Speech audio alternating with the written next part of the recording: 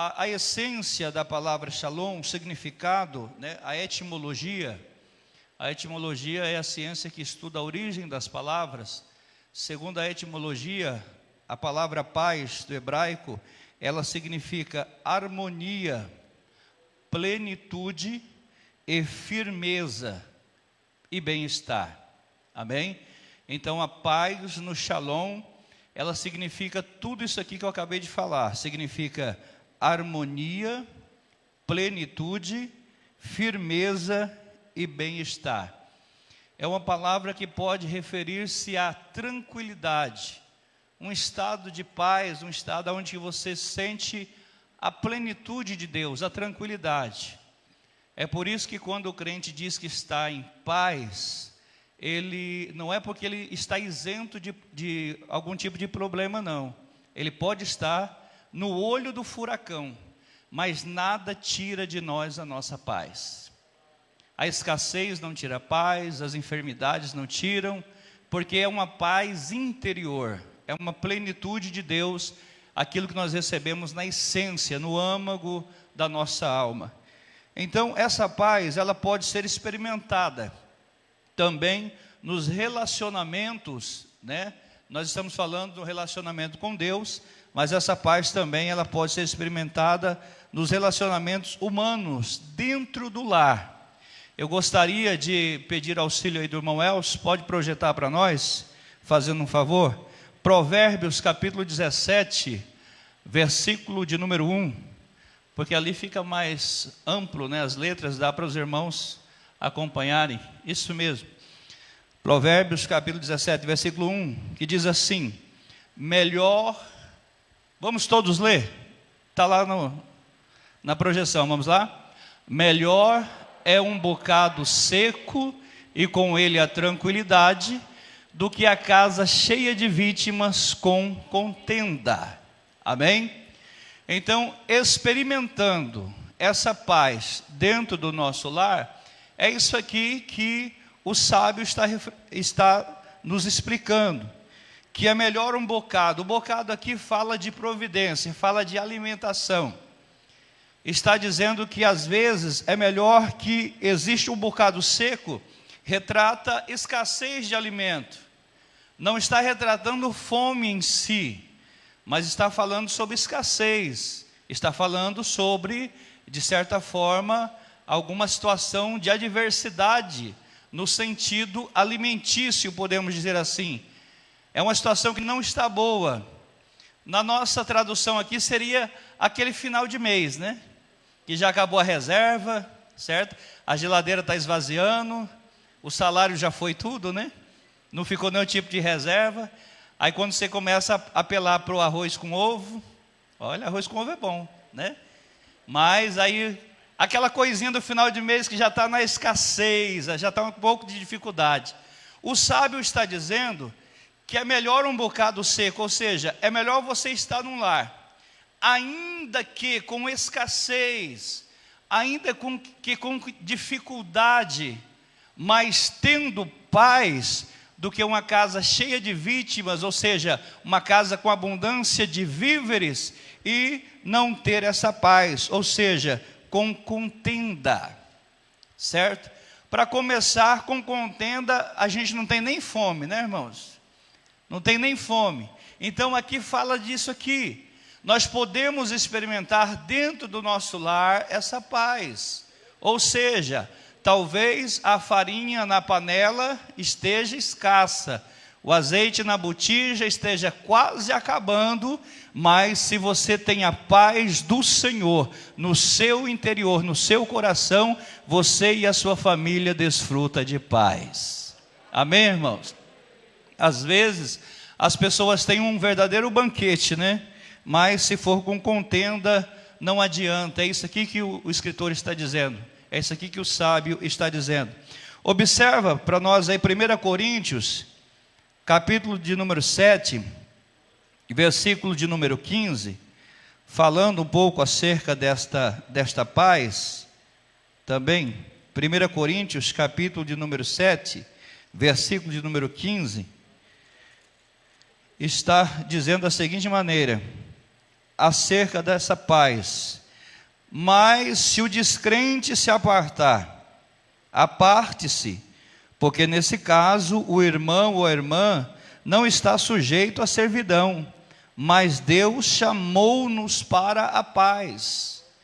Então aqui está falando de um lar contencioso, de um lar onde existe um casal de crente e descrente. Então havia essa preocupação na igreja de Corinto, e Paulo instrui os irmãos acerca disso aqui. Eu já tratei casos na igreja de irmãs que eram membros da igreja, participavam da Santa Ceia, mas diz que o marido pediu que fosse no baile com ele, ela foi no baile com ele, e o marido pediu que bebesse com ele, e ela bebeu com ele. E aí, irmãos, como é que fica? Eu disse: minha querida, você é membro do corpo de Cristo, e os membros do corpo de Cristo não têm comunhão com as trevas. Então é melhor obedecer a Deus do que aos homens. Então é passivo de disciplina, porque nós somos chamados para a luz, para a paz, não para a servidão. Então existem muitas pessoas que às vezes justificam as suas vontades, né? As suas vontades, alegando que foram forçadas a algum tipo de situação. Ninguém é forçado a nada. Nós fomos chamados para a liberdade. Então estava vendo isso aqui, Paulo orientou: não partindo de você que é crente, mas se o descrente quiser se apartar, deixa que vai. Deus nos chamou para a paz. É isso que Paulo... Não adianta fazer escândalo. Não faça isso.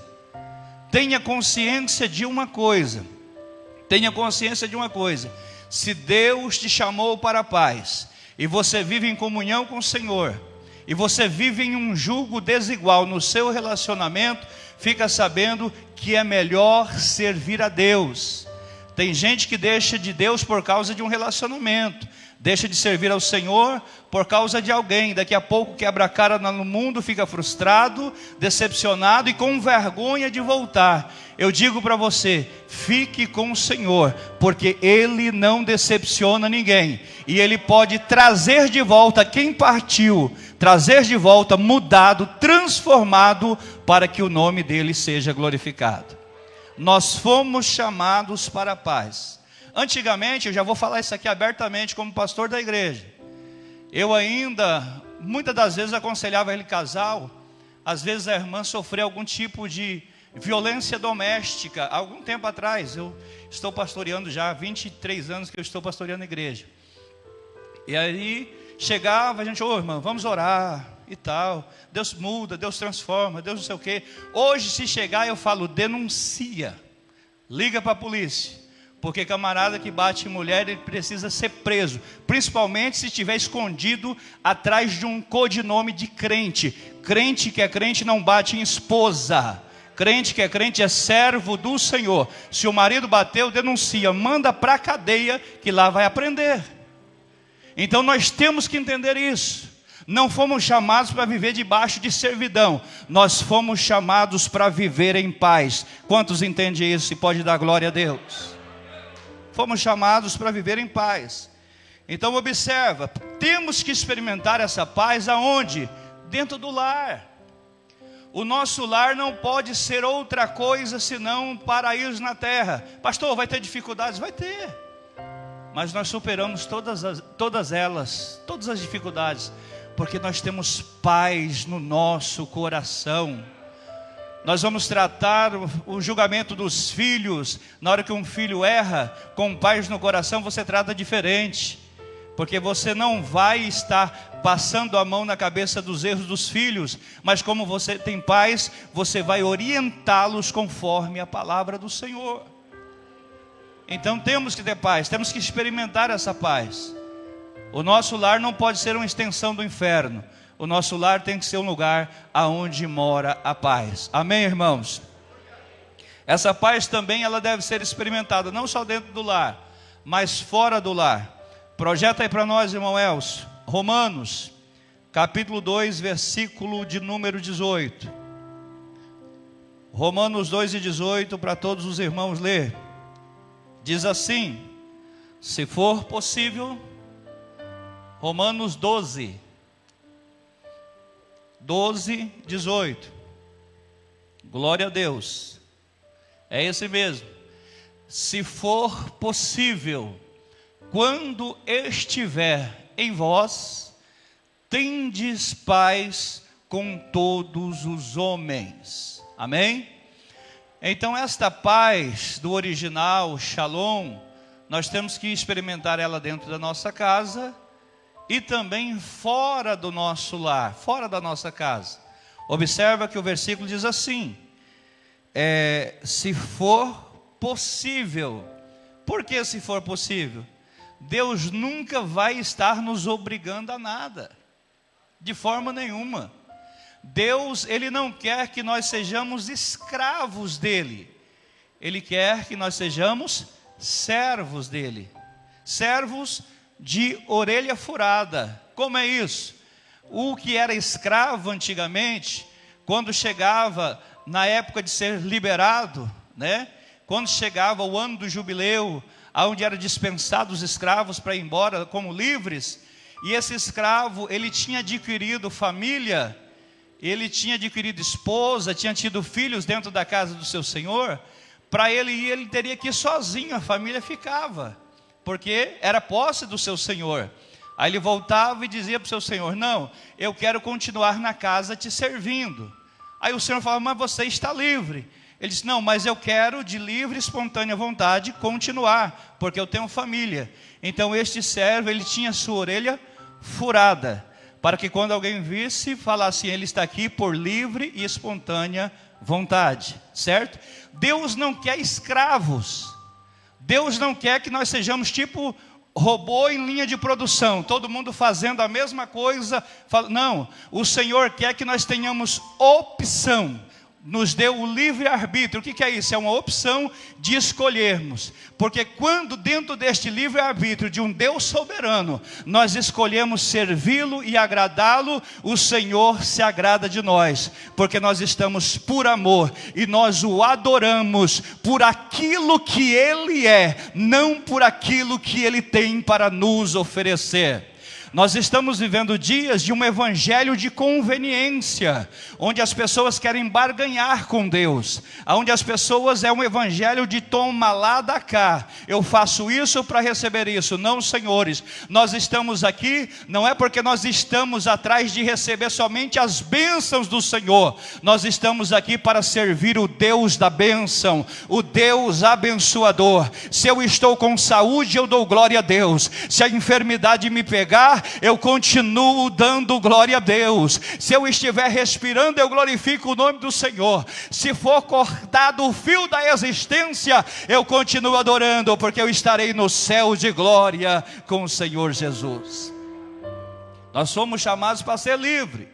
Aí Romanos, Paulo escrevendo aos irmãos em Roma, no capítulo 12, versículo 18, ele diz assim, ó, se for possível, quando estiver em vós, ou seja, quando a paz depender de nós, porque existem pessoas que nos odeiam de graça, sim ou não? Existem pessoas que nos odeiam pelo simples fato de nós sermos crentes, não precisa muita coisa. Josafá experimentou isso. Josafá estava em paz, estava tranquilo, se eu não me engano, 1ª ou 2ª Crônicas, capítulo 20, fala sobre isso. Mas a história é essa, ele estava tranquilo, estava em paz. E a Bíblia vai dizer que levantou alguns amonitas, alguns meunitas e alguns das montanhas de Seir, mancomunaram e vieram à peleja contra Josafá. O que Josafá estava fazendo? Nada. Ele simplesmente era um servo de Deus. Então às vezes nós queremos entender por que algumas coisas acontecem na nossa vida. Por que alguns levantes, né? Tem uns levantes que vêm assim que você se assusta, fala, meu Deus, mas o que eu fiz? Né? A gente não consegue entender. Nós não precisamos fazer nada.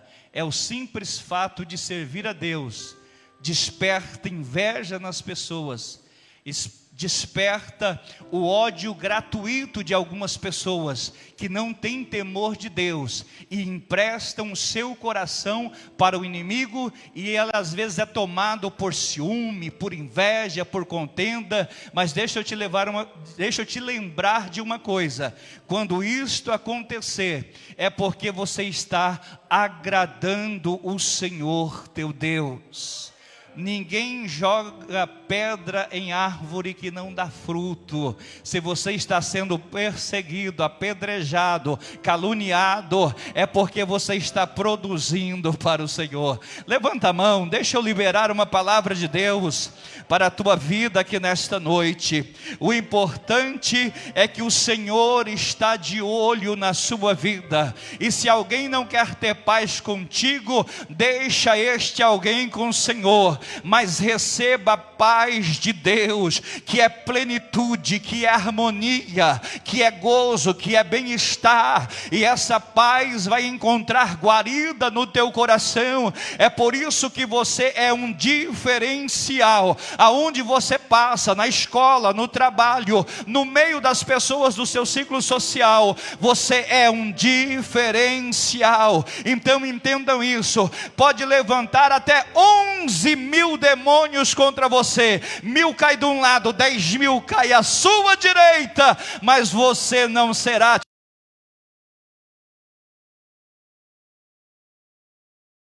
For possível, quando estiver em vós, tendes paz com todos os homens. Quando depender de nós, queremos paz. Se alguém quer guerra, o problema é de quem quer guerra. Nós queremos paz. Projeta para nós Hebreus, capítulo 12, versículo 14, que nós lemos, que diz: segui a paz com... Não é seguir a paz só com quem você tem afinidade.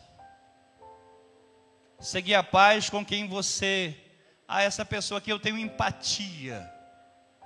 Seguir a paz com todos.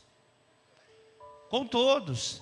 Não é para nós sairmos escolhendo, não é para nós sairmos selecionando com quem nós queremos ter paz. É bíblico. Seguir a paz com todos. Às vezes a pessoa não quer ter paz com você, mas se for possível, tenha paz com ela. Tenha paz. Por quê? Nós fomos chamados para isso. Seguir a paz com todos e a santificação, sem a qual ninguém verá o Senhor. Olha o que o irmão Pedro escreve na sua primeira epístola de Pedro, no capítulo 3, versículo de número 11. Estamos falando sobre experimentar a paz fora do lar. Olha o que o irmão Pedro escreve. 1 Pedro, capítulo 3, versículo 11, diz assim: aparta-se do mal e faça o bem, busque a paz e siga. Amém, irmãos? Aparta-se do mal. Às vezes tem pessoas perdendo tempo dentro de um ciclo de amizade que está te fazendo mal.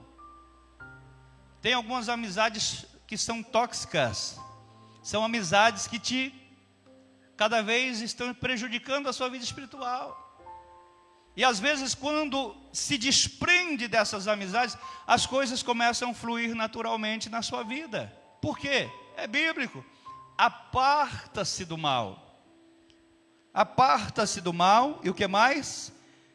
Faça o bem, busque a paz e siga. Amém, irmãos? Existem situações que às vezes Deus quer nos tirar dessa situação. Existem lugares que Deus quer que nós tiramos os nossos pés desses lugares, porque o Senhor quer nos dar paz. Então qualquer coisa que roube a tua consciência, deixa eu dizer uma coisa: ninguém consegue fugir da sua consciência. Você sabe quando você está num ambiente bom ou num ambiente ruim. Por mais que você tenta dizer, não, isso aqui está tranquilo, eu consigo tirar de letra, eu já sou maduro espiritual, eu consigo me livrar. Não, não consegue. Se o ambiente é mau, aparta-se. Fuja. A Bíblia diz que nós devemos fugir nem do mal, nós devemos fugir do quê? da aparência do mal. Aparentou mal, não, isso aqui não está bem. Você está naquela rodinha de pessoas assim, uma conversa agradável, daqui a pouco alguém fala assim, viu fulano? É o momento de você, escapa. Não fale de alguém na ausência, principalmente na presença, né? Na ausência é muito pior, porque é covardia. Alguém vem trazer, tu está sabendo disso? Olha, não sei, não quero saber. Se for para orar, estou aqui para orar juntos. Vamos pedir a bênção de Deus para essa pessoa. Não participe de coisas ruins. Aparta-se do mal. Nós estamos vivendo dias, irmãos, permita eu dizer uma verdade aqui, com muita clareza. Nós estamos vivendo a eminência do arrebatamento da igreja. Eu acredito nisso piamente. Eu estou falando isso com muita convicção para os irmãos. Essa igreja aqui, essa nossa geração, eu acredito que é a geração do arrebatamento. Se não fosse assim, eu tinha que parar de pregar a Bíblia, que nós esperamos o Senhor a qualquer momento. Então, se eu espero o Senhor a qualquer momento, por que eu vou colocar a minha salvação em dúvida? Por que eu vou colocar a minha salvação, correr o risco de perdê-la, por estar participando de alguma situação que não agrada a Deus? Então observe, isso aqui é bíblico. Olha aqui, isso aqui é um apelo. Aparta-se do mal, faça o bem, busque a paz e siga. Quantos aqui querem ter paz? Glória a Deus por isso. Nós precisamos experimentá-la fora do lar. Essa paz também, ela pode ser experimentada com a sua própria alma, consigo mesmo. Observe o que os salmistas, né? Eu sempre gosto de citar o salmista quando fala sobre isso. Olha o Salmo de número 4, versículo de número 8. Projeta para nós aí, por favor. Salmo 4, verso 8.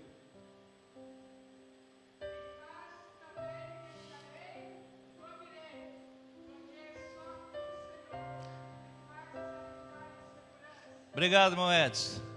Está ali para todos os irmãos. Em paz também me deitarei e o quê? Dormirei. Às vezes, irmãos, existe a insônia, né? Por causa de uma consciência pesada. Às vezes perde o sono por causa de uma injustiça. Então o salmista está dizendo assim, olha, em paz eu me deitarei e dormirei. Por quê? Porque só tu, Senhor, me faz habitar em segurança.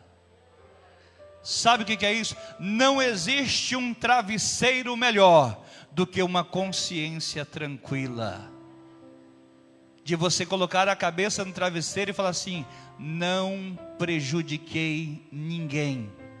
Cheguei aonde cheguei porque Deus me trouxe. Não precisei usar ninguém de escada. Não precisei humilhar alguém. Não precisei crescer em detrimento de alguém. Não, eu estou em paz com a minha alma. Estou em paz com a minha alma. O salmista diz que esse é o melhor sono. Em paz eu me deito e durmo, porque só tu, Senhor, me fazes habitar em segurança. Deixa eu te dizer uma coisa nesta noite, meu irmão. Deixa eu te dizer uma coisa nesta noite. Se porventura você participou de algum tipo de injustiça, porque às vezes nós somos inseridos num contexto, quando nós menos esperamos, estamos todo emaranhado no meio de uma confusão que nem é nossa, pertence aos outros. E às vezes você participou de uma injustiça, isso lhe pesa na sua consciência. O Senhor está dizendo, é noite de pedir perdão ao Senhor. É noite de pedir perdão.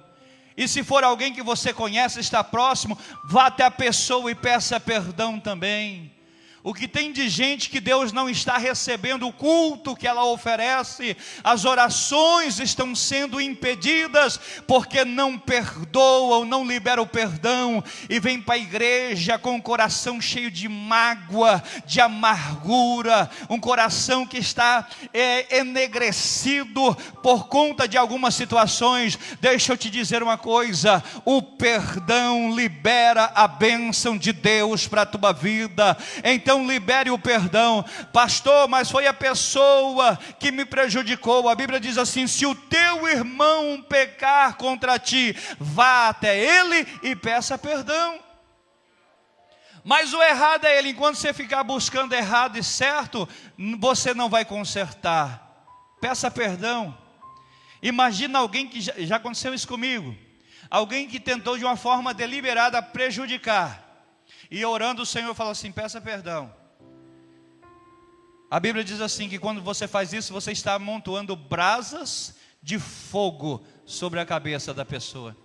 E eu cheguei na pessoa, falei assim: olha, eu quero te pedir perdão. Mas por quê? Por causa daquela situação. Não, mas foi eu que te fiz mal. A pessoa reconheceu: foi eu que te fiz mal. Eu falei: mas a Bíblia manda a gente procurar o irmão e pedir perdão. E o Espírito Santo pediu para me pedir perdão para você. A pessoa ficou sem paz. Aí começou a chorar. Não, é eu que tenho que te pedir perdão. Sabe por quê, irmãos? Porque nós temos que ter a paz, poder colocar nossa cabeça no travesseiro e saber que se nós estivermos deitados e a trombeta tocar, nós não seremos surpreendidos, nós estaremos indo para o céu de glória com o Senhor Jesus. Então tenha paz. Nós temos que experimentar essa paz com a nossa alma. Olha o salmista no Salmo de número 119, versículo 165. 119, versículo 165. Leia para nós, ou melhor, projeta lá para todo mundo ler. Muita paz tem os que amam a tua lei, e para eles não há tropeço. Observe isso aqui. Muita paz tem os que amam a sua lei, os seus preceitos, e para esses não há tropeço. Você já reparou que tem pessoas que parece que não saem do lugar em todas as áreas da sua vida? Vivem patinando, ministerialmente, secularmente. Por quê? Porque muitas das vezes estão sujeitas a tropeços por falta de sinceridade, por falta de amor à lei do Senhor. E vivem tropeçando. Mas quem ama a lei do Senhor e tenta viver, uma coisa é falar que ama, outra coisa é amar mesmo de coração, certo?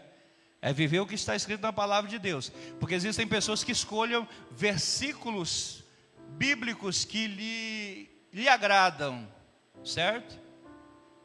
Quem gosta disso é melhor procurar uma caixinha de promessa, porque lá só tem versículo bom, né? Só promessas. A Bíblia ela é completa. Existem textos que vai puxar nossa orelha, que vai nos corrigir, que vai nos confrontar. Eu pergunto para vocês: vocês se acham perfeitos? Tem alguém aqui que se acha perfeito? Não somos. Somos cheios de falha. Temos pecado. João disse: filhinhos, se dissermos que não temos pecado, somos mentirosos e não há verdade em nós. Então, se você não está sendo corrigido pelo Senhor, observe isso aqui. Se você não está sendo corrigido por Deus, exortado pela palavra, será que você é tão perfeito assim que está inatingível pela palavra? Não. Se você vem para a igreja e não sente exortação de Deus, não sente a correção do Espírito Santo, comece a rever os seus conceitos de fé. Porque nós somos guiados pela palavra. Nós somos redarguidos pela palavra. Nós somos corrigidos pela palavra. A Bíblia diz que o Senhor açoita e corrige aquele que Ele tem por filho. Então, se às vezes a palavra está sendo dura, está nos impressando, está fazendo com que nós tomamos atitudes diferentes, é porque nós temos um Deus que nos ama e não quer nos perder de forma alguma. Então observa o versículo que citamos: muita paz tem os que amam a tua lei, e para eles não há tropeço. Não há tropeço. Se tem alguma coisa que está impedindo o teu crescimento espiritual, se tem alguma coisa que está obstruindo a bênção de Deus para a tua vida, está tendo tropeço, então permita que a palavra te corrija nesta noite. Permita que você passe pelo crivo da palavra e entenda que você não é um intocável, não. Você é um dependente da misericórdia do Senhor e que você deve se aprimorar, você deve melhorar para que o nome de Jesus seja glorificado na tua vida. Devemos experimentar a paz com a nossa alma, certo? Outros sim, além de experimentar a paz no lar, fora do lar, experimentar a paz com a alma, nós temos que ter paz com Deus. Observa o que está escrito lá em Romanos, ou melhor, vamos primeiramente ler Números, capítulo 6, versículo de número 26. Existem duas bênçãos na Bíblia Sagrada, existe a bênção no Novo Testamento, que é a bênção pastoral, que nós usamos no final de todos os cultos, que está registrado em 2 Coríntios 13:13, é isso mesmo? Confirma para nós, coloca lá, irmão Elcio, 2 Coríntios capítulo 13, versículo 13, é isso mesmo. A graça do Senhor Jesus Cristo, e o amor de Deus, e a comunhão do Espírito Santo seja com vós todos. Aí a igreja diz amém. Essa é a bênção pastoral da nova aliança no Novo Testamento. Mas no Antigo Testamento havia a bênção sacerdotal. Leia lá, coloca para nós, Números capítulo 6, versículo 26, fala sobre a paz, que diz assim: o Senhor sobre ti levante o seu rosto e te dê a paz. Coloca o 25, acredito que começa do 25 ou 24. 24, né? Número 6, 24, é isso mesmo. Essa é a bênção sacerdotal. Versículo 24. O Senhor te abençoe e te guarde. 25. O Senhor faça resplandecer o seu rosto sobre ti e tenha misericórdia de ti. 26. O Senhor sobre ti levante o seu rosto e te dê a paz. Essa era a bênção sacerdotal. Então observa isso. O Senhor te dê a paz. Significa que nós devemos ter paz com Deus. Ter paz com Deus. Não existe nenhum triunfo terreno, nenhuma vitória profissional. Não existe nada nesta terra que possa ser maior do que nós vivermos uma vida de paz com Deus, certo? Nós temos que ter essa comunhão com o Senhor. Observa o que está escrito lá em Romanos, capítulo 5, versículo de número 1. Isso aqui é mais profundo um pouco. Romanos 5:1 diz assim: sendo, pois, justificados pela fé. O que é ser justificado? É tornar-se justo. Quando a Bíblia me chama de justo, não significa que eu tenho esta justiça por mérito próprio. Eu fui justificado. Não é porque eu sou bonzinho, não é porque eu sou merecedor. Eu era réu de condenação. Quando diz que eu fui justificado, é porque eu fui absolvido pelo Senhor. Um preço foi pago. Observe isso aqui, um preço foi pago, não é meu, foi o Senhor. Aí o texto diz assim, esse aqui é mais profundo, diz, Romanos 5:1, sendo, pois, justificados pela fé, nós temos paz com Deus, por nosso Senhor Jesus Cristo. Por que só sendo justificados que nós temos paz com Deus? É porque nós éramos inimigos de Deus por causa do pecado. Agora você imagina comigo, olha que batalha travada. Eu, pecador, inimigo de Deus, vou para um confronto, sou inimigo do Deus Todo-Poderoso. Aí o Filho do Deus Todo-Poderoso paga o preço pela minha vida para me justificar. Aí quando eu chego agora na presença desse Deus Todo-Poderoso, eu não sou mais inimigo, agora eu sou filho, porque eu fui justificado pelo sacrifício do seu Filho Jesus. Ô irmãos, não tem nada neste mundo que possa roubar a nossa paz. Observa, nós éramos fadados, condenados certamente ao inferno por causa dos nossos pecados. Mas sabe o que aconteceu? Por causa de Jesus, eu que era pecador, agora recebo a condição de justificado pela fé, e agora eu tenho paz com Deus por nosso Senhor Jesus Cristo. Levante a sua mão. Receba de Deus essa paz nesta noite. Nós fomos justificados pela fé.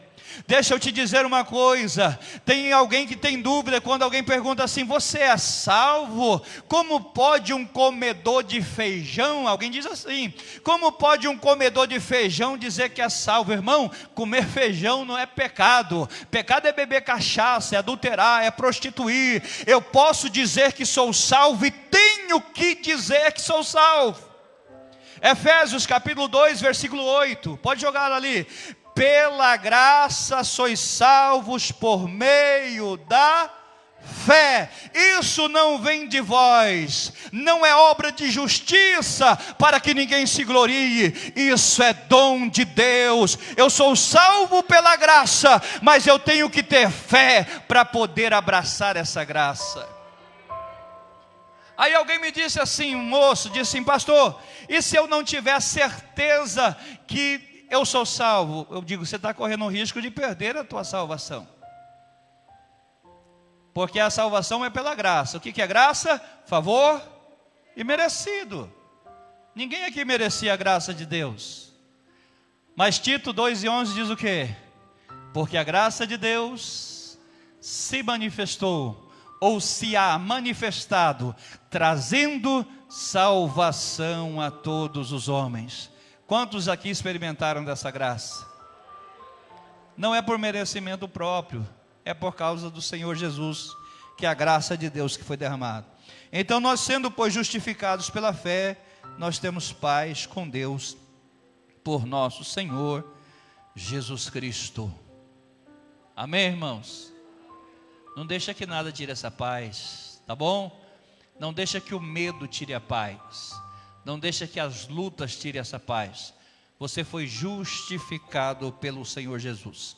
A segunda palavra que nos transmite aqui, eu disse que são 3 palavras, que traduzem perfeitamente o sentido que significa relacionamento com Deus. Um é paz, a outra é comunhão. A segunda palavra é comunhão. Observa, o cálice que nós tomamos na Santa Ceia do Senhor tipifica a morte de Cristo e o seu sofrimento sacrificial pelos nossos pecados. Então, se nós estamos falando de relacionamento com Deus, o cálice da comunhão é o que mais identifica-nos essa aproximação com Deus, certo? Os elementos que nós participamos da Santa Ceia, o vinho e o pão, após a oração, ele é consubstanciado, ou seja, é agregado valores espirituais nesses elementos. A igreja católica primitiva, ela acreditava na transubstanciação. O que é a transubstanciação? Eles acreditavam que se tornava literalmente corpo de Cristo, literalmente sangue de Cristo. E não é literal, é simbólico, é uma simbologia.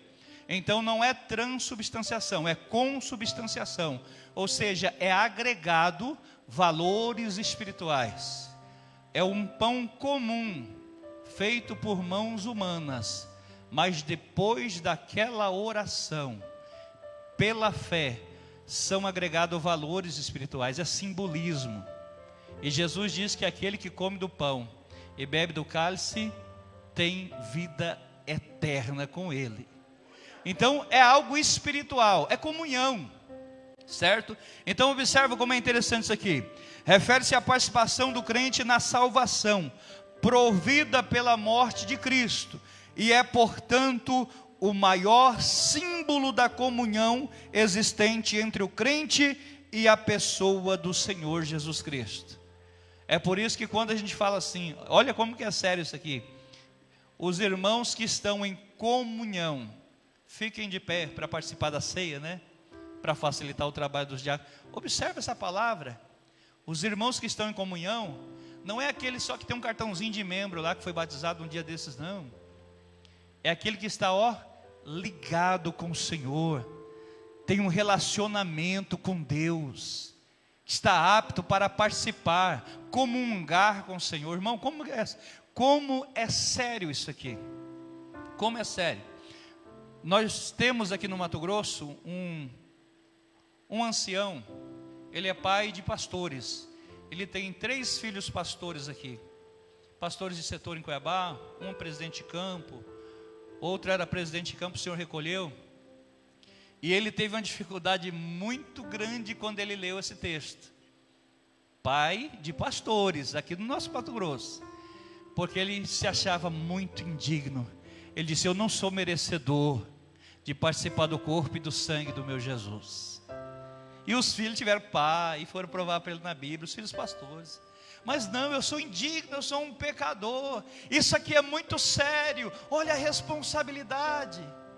E às vezes eu fico pensando, né? Tem gente que participa da ceia, tira o chiclete para poder comer o pão, toma o vinho dando risada. Tem gente que deixa o copinho do vinho todo melado de batom, que vem todo maquiado para a igreja. Que comunhão que é essa, irmãos? Nós estamos vivendo um tempo em que existe um descaso, uma inversão de valores com as coisas espirituais. Tem gente que chega na igreja e pensa que nem na casa é daquele jeito. Tá certo que aqui é a casa do Pai, mas não precisa também colocar o pé em cima da mesinha, né? Aqui é lugar de reverência. A Bíblia diz: guarda o teu pé quando entrares na casa do Senhor. Principalmente quando se fala de comunhão, de Santa Ceia do Senhor. É um culto onde nós devemos fazer uma reflexão introspectiva. Não é para me olhar qual que é o vestido da irmã, não é para me ver o terno do irmão, o sapato do outro, não, Senhor, é para me olhar para dentro de mim e ver a minha miserabilidade, a minha debilidade, a minha fraqueza, mas eu estou aqui porque a graça do Senhor me alcançou e o sangue de Jesus Cristo me purificou de todo o pecado. Glória a Deus. Então veja bem, comunhão significa ainda o maior nível de harmonia e relacionamento com o Salvador. Sabe aquela pessoa, hoje em dia está mais difícil, né? Mas aquela pessoa que você consegue ter uma comunhão com ela, que você, parece que você entende o que ela está pensando. Porque você está junto, parece que compartilhando, é o mesmo Espírito testificando. O Senhor nos chamou para isso. Tem gente que parece que serve a Deus assim, um Deus a zilhões de quilômetros de distância, e Ele aqui, como o resto do resto do resto, servindo a um Deus tirano, que está pronto para punir com ações punitivas, julga. Não, O nosso relacionamento com Deus tem que ser relacionamento de filho com pai, com reverência, mas é de filho com pai, porque nós somos filhos por adoção. Existem os filhos por eleição, que é Israel. Existem os filhos por criação, que são os anjos. E existem os filhos por adoção, que é a igreja, que foi comprada e lavada pelo sangue de Jesus Cristo, o nosso Salvador. Observa bem, esse texto é um pouco maior, mas é o texto de João, capítulo 6, do versículo 53 até o 57. Jesus, pois, lhes disse: na verdade vos digo, que se não comerdes a carne do Filho do Homem, e não beberdes o seu sangue, não tereis vida em vós mesmos. Quem come a minha carne e bebe o meu sangue, tem a vida eterna, e eu o ressuscitarei no último dia, porque a minha carne verdadeiramente é comida, e o meu sangue verdadeiramente é bebida. Quem come a minha carne e bebe do meu sangue, permanece em mim e eu nele. Assim como o Pai que vive me enviou, e eu vivo pelo Pai, assim quem de mim se alimenta, também viverá por mim. Foi essa parte aqui que o pai dos nossos amigos pastores entrou em dificuldade, porque assim como a igreja católica primitiva, ele pensava que era literal. Comer a carne de Jesus literalmente é canibalismo. Então não é literalmente. Isso aqui é consubstancial, ou seja, é símbolo, mas existe um valor espiritual agregado. Amém, irmãos? Não vamos perder os valores espirituais. Não vamos perder. Não vamos ter um culto comum, como se fosse uma simples reunião de uma associação de evangélicos. Vamos entender que no nosso culto existe o espiritual aqui conosco. Existem anjos. Pastor, o senhor vai começar a pregar sobre o movimento de anjos? Não. O que são anjos? Hebreus 1:14, são espíritos ministradores a serviço daqueles que hão de herdar a salvação. Quem há de herdar a salvação? É a igreja. Então o que são anjos? São mensageiros do Senhor que trazem bênção para a igreja. Então no culto espiritual tem anjos, como também tem demônios que tentam impedir a tua bênção. Mas vamos entender isso aqui. No culto de Santa Ceia existem valores espirituais. Quando o pastor fala assim: irmão, desliga da terra, não é para você perder a sua racionalidade, não. Nós temos que prestar a Deus um culto racional, com entendimento, com sabedoria.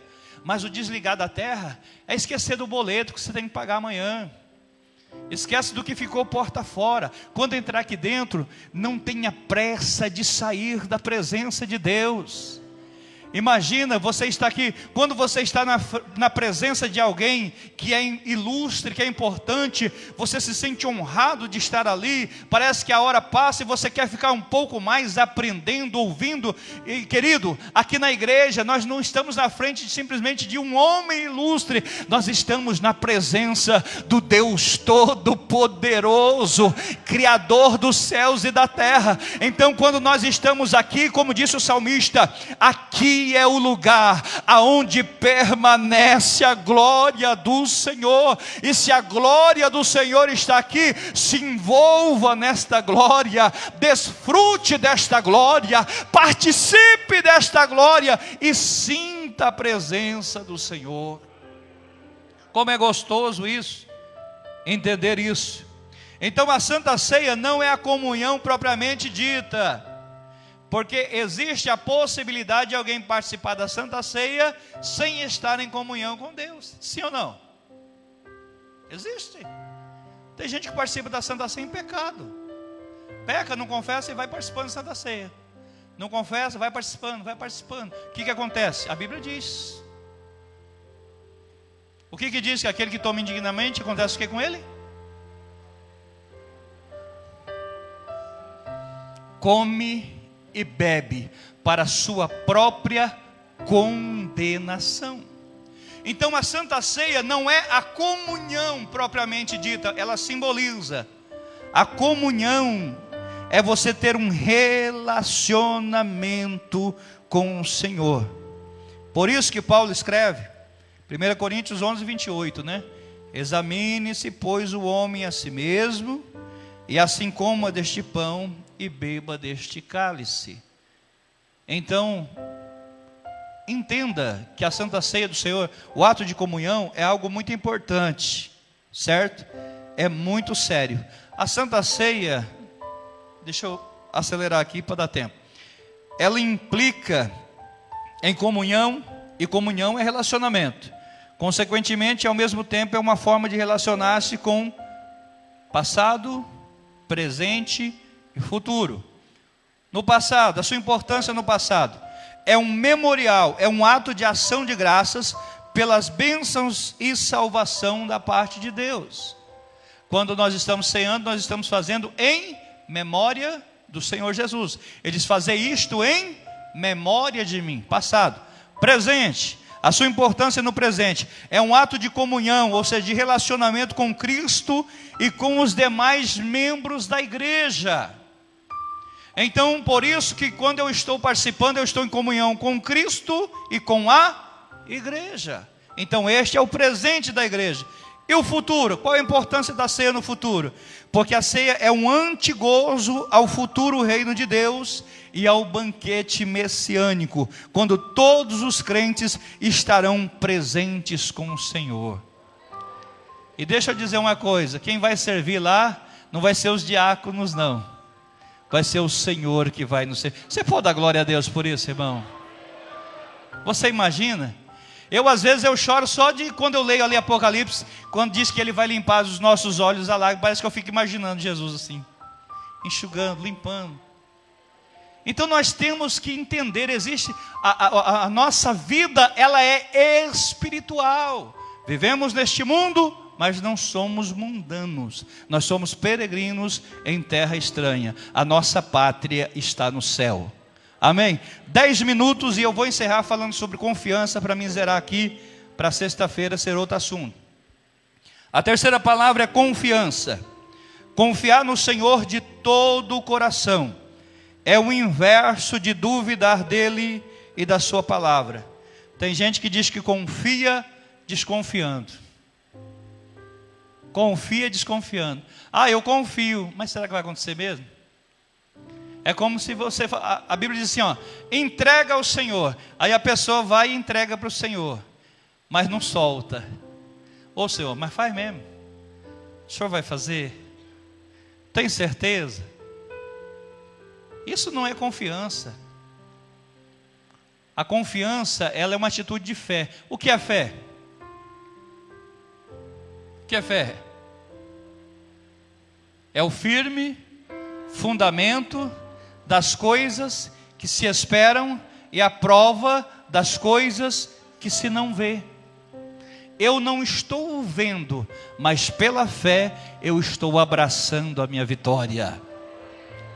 Nós precisamos de fé, certo?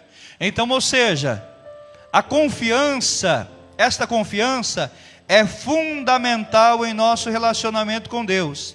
E ela tem base na premissa de que Ele é fidedigno. Observe isso aqui, 2 Timóteo, capítulo 2, versículo 11 ao 13. 2 Timóteo, capítulo 2, versículo 11 ao 13. Olha só, isso aqui é um paralelo lindo de se ver, que diz assim: palavra fiel é esta, que se morrermos com Ele, também com Ele viveremos. Versículo 12: se sofrermos, também com Ele reinaremos. Se o negarmos, também Ele nos negará. Agora olha o 13: se formos infiéis, Ele permanece fiel, porque Ele não pode negar-se a si mesmo. Quantos podem dar glória a Deus pela fidelidade de Deus? A fidelidade de Deus. Deus é fiel, irmãos. Então, partindo desta premissa, que Ele é fidedigno, nós entendemos o quê? Não existe uma promessa do Senhor que cairá por terra, se nós permanecermos na presença do Senhor. Ele é fiel para cumprir. Então observa bem, palavra fiel é esta, que se morrermos com Ele, também com Ele viveremos. Como que é isso? O Senhor falou sobre isso. O Senhor Jesus disse: se o grão de trigo cair na terra e não morrer, fica ele só. Mas se morrer, produz muito fruto. A semente precisa ser enterrada e morrer, para que ela possa produzir. O Senhor Jesus estava falando isso acerca do quê? Da sua morte. Mas Ele prometeu que assim como Ele morreu e ao terceiro dia Ele ressuscitou, aqueles que morrerem em Cristo, Ele também tornará a trazer com Ele. Não, a morte não é o nosso fim. Tem gente que quer dar cabo na sua vida, achando que com isso vai resolver os problemas. Eu estou cansado desta vida, e aí vai, se suicida para tentar escapar dos problemas. Hebreus capítulo 9, versículo 27 está escrito que para o homem está ordenado morrer uma só vez, vindo depois disso o juízo. Então a morte não finda os problemas, não. A morte é simplesmente uma passagem para a eternidade, e esse destino da eternidade dependerá de uma decisão que tomarmos enquanto estivermos vivos. Se você morrer com Cristo, com Ele também você tornará a viver. Por isso que é importante isso. E se sofrermos, também com Ele reinaremos. Esse sofrer aqui fala da renúncia por servir a Ele. Se sofrermos, também com Ele reinaremos. Agora, se o negarmos, Ele nos negará. Ele diz que aquele que se envergonhar do Pai, o Pai também se envergonhará dele. Aquele que o negar, também Ele o negará. Mas e se nós formos infiéis? Aí, meu querido,